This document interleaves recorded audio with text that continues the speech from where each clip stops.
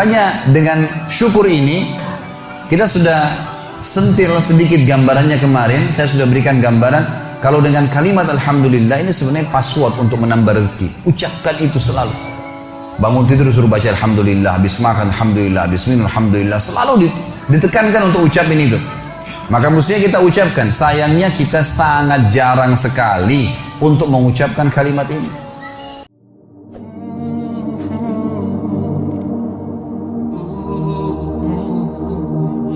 Para ulama salaf kita dari sahabat dan tabi'in, tabi'in, orang-orang saleh yang sudah faham wahyu Al-Quran dan Sunnah, maka mereka selalu lisannya kalau lagi tidak ngomong sama orang dua hal, alhamdulillah atau astagfirullah, terus begitu. Sampai mereka itu kalau lagi jalan dari rumahnya ke tokonya di Baghdad dulu, di Irak, di Madinah, di Mekah, di tempat-tempat mereka mau buka usaha, atau mereka dari rumahnya menuju ke masjid mau mengajar, maka selalu lisannya alhamdulillah, alhamdulillah, alhamdulillah, alhamdulillah, alhamdulillah, non-stop. Atau mereka mengatakan astagfirullah wa atubu ilaih, astagfirullah wa atubu ilaih, astagfirullah, terus nggak pernah berhenti, gitu kan. Maka mereka terus bersyukur. Makanya dengan syukur ini kita sudah sentil sedikit gambarannya kemarin. Saya sudah berikan gambaran kalau dengan kalimat alhamdulillah ini sebenarnya password untuk menambah rezeki. Ucapkan itu selalu. Bangun tidur suruh baca alhamdulillah, habis makan alhamdulillah, habis minum alhamdulillah, selalu ditekankan untuk ucapin itu. Maka mestinya kita ucapkan. Sayangnya kita sangat jarang sekali untuk mengucapkan kalimat ini. Bahkan teman-teman sekalian, habis sholat wajib saja, yang ada hadis Nabi SAW, siapa yang membaca subhanallah 33, alhamdulillah 33, Allahu Akbar 33, lalu dia genapkan 100-nya membaca la ilaha illallah wahdahu la syarika lah, lahul mulku wal hamdu wa huwa ala kulli syai'in qadir, maka akan diampuni dosanya walaupun sebanyak buih di lautan. Tapi pertanyaannya, siapa yang dapat nih? Padahal kalau untuk baca ini saya pernah pakai durasi menit, teman-teman sekalian. Baca dengan sangat tenang pun itu 7 menit sudah selesai sebenarnya. Baca ayat kursinya, baca al-ikhlas al-falaq an-nasnya, dengan baca subhanallah alhamdulillah Allah akbar masing-masing 33 kali, maksimal 7 menit. Tapi pertanyaan, siapa yang dapat nih? Karena banyak orang tidak menganggap penting untuk mengucapkan zikir kepada Allah, terutama masalah alhamdulillah. Maka mereka buru-buru sekali. Subhanallah, subhanallah, alhamdulillah, alhamdulillah, alhamdulillah, Allah akbar, Allah akbar, Allah akbar. Apa ini? Bagaimana bisa dapat gitu kan? Bagaimana kalau seandainya Anda sedang kerja di perusahaan ingin minta dinaikkan gajinya? Bagaimana tulisannya itu, permohonannya? Kepada yang terhormat pimpinan perusahaan, dirut ya di tempat saya telah mengabdi selama 10 tahun, disebutkanlah kebaikan-kebaikannya, perusahaan ini juga baik, saya berharap bisa dinaikin 1 tingkat jabatan saja, atau dinaikin gaji saya sekian persen. Atas kerjanya kami ucapkan terima kasih, taruh di ruangan dirutnya. Kira-kira berani nggak pegawai ini ketuk-ketuk, mana tadi kemarin tuh yang saya sudah ajukan, gitu kan? Nggak bisa nunggu sebulan belum datang, sabar. Kenapa? Kalau doa rewel gitu. Mesti sabar kepada Allah Subhanahu wa taala. Allah tahu kebutuhan kita kok. Allah tahu kebutuhan hamba-hambanya. Bahkan kita tidak minta pun Allah tahu kebutuhan hambanya, gitu kan? Allah tahu kebutuhan hambanya. Jadi harusnya bersyukur teman-teman sekalian. Kita biasakan bersyukur kepada Allah Subhanahu wa taala. Masih ingat tadi pagi saya bilang banyak hal-hal yang bahkan dianggap buruk oleh manusia ternyata sebuah rezeki. Seperti tadi lapar, haus, capek. Mulai sekarang jangan kalau lapar bilang aduh lapar, nggak boleh. Karena kalau tidak lapar nggak enak kita makan. Mestinya alhamdulillah saya lapar. Itu aja mestinya kita syukurin. Hal-hal yang kita anggap buruk juga sebuah nikmat sebenarnya. Karena tanpa lapar tidak enak orang makan.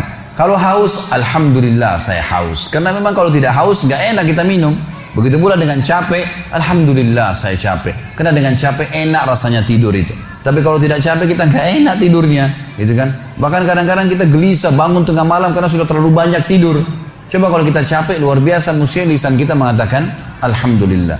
Allah menyebutkan dalil tentang pentingnya bersyukur ini di dalam surah Al-Ankabut, surah nomor 29 ayat 17. A'udzubillahi minasyaitonirrajim.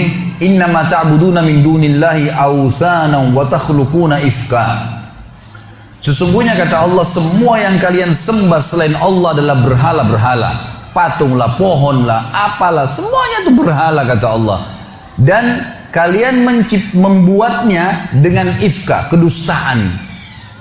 Orang nyembah berhala, Dia sendiri yang pahat matanya, dia sendiri yang buat hidungnya, dia sendiri yang buat kepalanya, topinya, apalah. Kemudian dia anggap, oh ini Tuhan. Gimana cara? Kata Allah, ini ifka, ini kedustaan. Kalian dustain diri kalian sendiri, kata Allah. Semua yang kalian sembah selain Allah, itu berhala-berhala yang kalian karang-karang, kalian dustain diri kalian sendiri. Dan subhanallah, kebanyakan orang, ujung-ujungnya ini karena masalah duit saja. Banyak kita ambil ruang lingkup orang Islam saja misalnya. Ada seorang dikenal namanya Badawi di Mesir. Nanti kita tarik ke Indonesia ini contohnya. Badawi ini di Mesir sebenarnya dulunya bukan seorang alim ulama, orang biasa, tapi dikenal di masyarakat.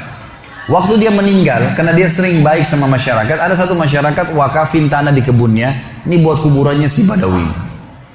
Berjalan waktu, ahli waris pemilik kebun menjual tanah-tanah mereka, akhirnya sampai membuat kuburan tersebut berada di pinggir jalan. Lewatlah dua orang yang fasik. Fasik ini muslim lebih banyak dosanya, nggak memikirkan masalah, nggak takut dengan akhirat, nggak takut dengan dosa-dosanya, nggak pernah berpikir masalah neraka. Maka lewat, ban mobilnya pecah pas dekat di seberang kuburan itu, seberang jalan. Yang satu lagi perbaikin ban, yang satu ini melihat ke arah kuburan itu. Ternyata dalam hitungan 5 menit saja, itu ada 10 orang lewat. Dari 10 orang ini, 8 orang memberikan salam ke kuburan itu. Salam, seorang muslim berikan salam kuburan, sunnah Nabi. Gitu. Orang fasik ini mengambil sebuah kaleng tua di dekat mobilnya, kemudian dia menyeberang, ditaruh di dekat kuburan itu, lalu dia pindah ke sebelah. Dilihat sama dia, 5 menit ke depan lagi seperti apa. Ternyata dari 10 orang yang lewat, selain memberikan salam, ada 2 orang nitipin duit. Masukin ke kaleng bekas itu. Dia bilang sama temannya, sebentar ada proyek nih. Dia pergi ke toko bangunan, beli semen, beli keramik, beli pagar, dirombak tuh kuburan hari itu. Pasang celengan yang lebih bagus lagi. Dia sama temannya besok duduk di seberang jalan, lihat perkembangan. Ternyata dari pagi sampai sore, di antara orang yang lewat karena kuburan sudah bagus, ada yang berikan salam, ada yang titipin fulus, duit lagi. Kalengnya penuh, gitu kan? Wah, ini proyek nih. Beli tanah di sekitarnya, bebasin tanah itu, bangunin masjid. Dan sekarang teman-teman sekalian, masjid itu bisa menampung sekitar 1000 orang, dan di dalamnya ada kuburan si Badawi tadi. Setiap hari orang berbuat kemusyrikan, minta-minta sama kuburan tersebut, berharap bisa diberikan keselamatan lah, kalau menikah bisa berkah lah, minta sama kuburannya si syekh ini, dan diistilahkan dengan Syekh Badawi. Ini bukan syekh, bukan seorang alim dulu. Sedangkan orang alim aja nggak boleh, apalagi bukan orang alim. Sampai Imam Nawawi rahimahullah. Ini teman-teman, maaf, di Indonesia yang masih banyak melakukan hal-hal seperti ini. Imam Nawawi ini salah satu tokoh madhab Syafi'iyah. Beliau mengatakan, saya heran pada orang-orang yang minta-minta pada kuburan, walaupun itu adalah orang alim. Sementara di dalam kuburan dalam manusia seperti dia sama yang sudah jadi tulang belulang. Nabi Muhammad SAW saja kita masih kirimin salawat untuk beliau. Apa itu salawat? Tambahan rahmat dari Allah SWT. Nabi yang sudah diampuni dosanya. Para sahabat orang soleh kita masih mengatakan radhiyallahu anhum, kita doain. Bagaimana kita tidak mendoakan orang-orang lain? Sesoleh apapun mereka kita harus doain. Itu sunnah Nabi SAW gitu kan. Subhanallah, saya pernah mendatangi sebuah kota di Indonesia ini. Ada satu masjid tua sekali. Saya sholat di situ dan ini bekas peninggalan kerajaan. Begitu saya keluar dari masjid itu, ada satu ruangan rupanya di sebelah kiri masjid. Kecil sekali, mungkin cuma bisa nampung 5-6 orang di dalam, dan ada orang duduk di atas tembok dekat pintunya. Lalu kemudian ditutup pintu tersebut, dia sambil nunggu. Saya lewat terus saya tanya teman saya, ini tempat apa ini? Dia bilang ini dalamnya kuburan. Terus untuk apa orang itu duduk di atas pintu? Dia bilang itu penjaga pintunya. Terus apa yang dilakukan? Dibukain pintu sama dia, sebentar nanti antum lihat ada 5 orang yang keluar, di dalam sudah minta-minta kepada kuburan tersebut, nanti gantian lagi 5 orang lagi masuk antri. Begitu terus, gitu kan? Dan akhirnya penjaga kuburan diberikan duit oleh dia. Subhanallah, saya bilang subhanallah, maha suci Allah. Di mana mereka dari sabda Nabi SAW kepada Abdullah bin Abbas, wahai anak kecil, kalau kau minta tolong hanya minta tolong kepada Allah. Di mana mereka dari perkataan Imam Nawawi tadi, kalau mestinya mereka mengirimkan doa untuk orang mati, bukan malah mereka minta-minta kepada mereka. Ada ajaran agama kita jelas, tapi seperti itulah. Subhanallah. Dan ujung-ujungnya di belakangnya ternyata pengumpulan dana lagi, gitu kan. Ini banyak orang yang tidak sadar dan membiarkan manusia terjerumus hanya karena ingin mendapatkan rezeki yang dasarnya sebenarnya sudah ada sumbernya, tadi sudah saya jelaskan. Kata Allah Subhanahu wa taala, teman-teman sekalian, innama ta'buduna min dunillahi awthanan wa takhluquna ifka. Semua yang kalian seru selain Allah, maka itu authan, berhala-berhala, dan kalian membuatnya itu ifka dengan kedustaan. Innal ladzina ta'buduna min dunillah, semua yang kalian sembah selain Allah, kalian seru minta tolong apapun sama mereka, la yamlikuna lakum rizqa. Mereka tidak miliki rezeki untuk kalian. Fabtagu indallahi rizq, hanya mintalah kepada Allah satu-satunya rezeki itu. Wa'buduhu, dan patuhlah padanya. Yang dia perintahkan kerjakan, yang dia larang tinggalkan. Yang halal nikmatin, yang haram tinggalkan. Washkuru lahu, ini saksi bahasan kita. Dan syukuri, alhamdulillah, alhamdulillah. Ilaihi turja'un, kalian akan dikembalikan kepadanya nanti. Dalil yang kedua masalah syukur. Ini pilar pertama untuk menambah rezeki itu, teman-teman sekalian, bersyukur. Surah Saba, surah nomor 34 ayat 15. Allah Subhanahu wa taala berfirman, a'udzubillahi minasyaitonir rajim, laqad kana li sab'in fi maskanihim ayah.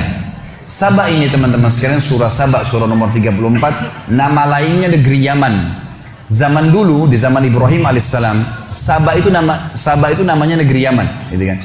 Dulu subur sekali negeri Yaman itu. Dan Allah Subhanahu wa taala menceritakan tentang keadaan mereka dalam surah Saba ayat 15 ini. Sesungguhnya di negeri Saba di zaman dulu itu, di kehidupan mereka ada tanda-tanda kebesaran Allah. Jannatani ayyamini wa shimal. Di sisi timur dan baratnya itu ada kebun-kebun yang lebat. Dijelaskan dalam sebuah riwayat Nabi SAW bahwasanya dulu di negeri Saba ini ada Saddul Ma'rib namanya. Ada bendungan Ma'rib. Bendungan Ma'rib ini, teman-teman sekalian, dibuat dengan ilmu yang Allah berikan kepada mereka dan mereka beriman kepada Allah. Maka membuat akhirnya di musim panas pun mereka tetap punya sayur-sayuran. Semua di barat negeri Saba sayur-sayuran, di bagian timurnya adalah buah-buahan, dan sampai mereka menjadi pemasok terbesar di dunia pada saat itu.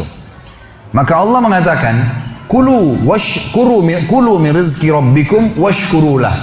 Kata kuncinya, makanlah, nikmatilah itu semua. Tapi syukuri, bersyukur kepada Allah. Kata Allah, kalau kalian bersyukur, baldatun tayyibah, negeri kalian pasti akan jadi baik. Wa rabbun ghafur, dan kalian akan menemukan Tuhan kalian adalah zat yang maha pengampun.